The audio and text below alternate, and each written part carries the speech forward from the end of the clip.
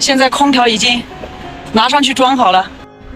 昨天在那边卸了货，然后我就把板拆在石林，就放空上昆明来。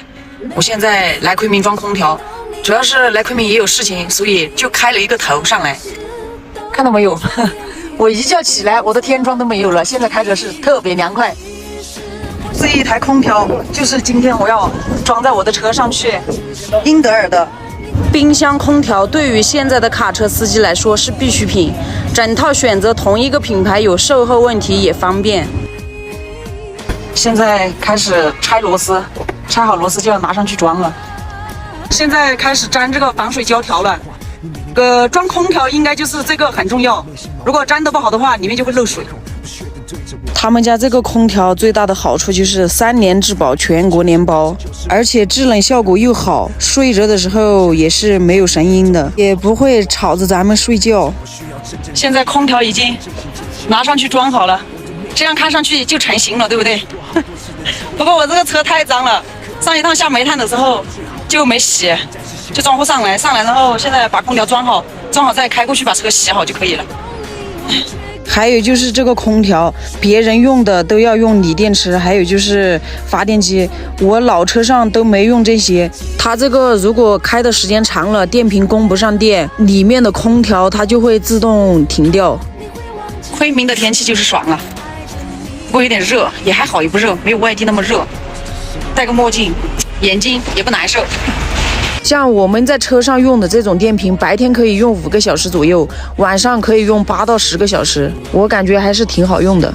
冰箱也弄上来了，这下面有点灰，然后我随便擦了一下，我里面都买了东西放在里面了，但是我还没开，看一下哦，里面有些什么？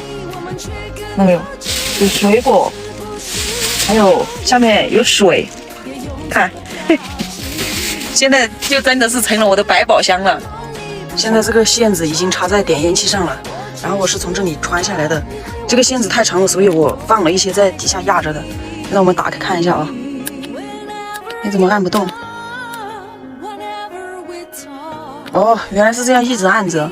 现在是22度，咱们往下调一下。负8，零下哦不对，10度，这10多度。我操，零下20度，零下个3、4度就可以了。等一下我们看一下里面会不会结冰。今天装这个空调，因为是我的老车上装的，也是这个牌子，所以我觉得好用，因为我也没装过其他的牌子，我就装过这个英德尔的牌子，我感觉很好用，所以我又选择装了这一个。现在我们先试一下这个空调。现在好得多了，可以用手机控制。你看它这个下载了一个这个英德尔，然后从这里打开，上面来了，然后它这里这个风速29度，从29度可以从这里25，这样是最舒服的。还有这个什么睡眠模式啊，这个息屏亮屏这里，把这里打开，它这个顶上就是黑的，然后我再点一下亮屏，看这个多方便啊！现在全部弄好，然后我要开着我的车头下弥勒去有事情，我就不说了，拜拜。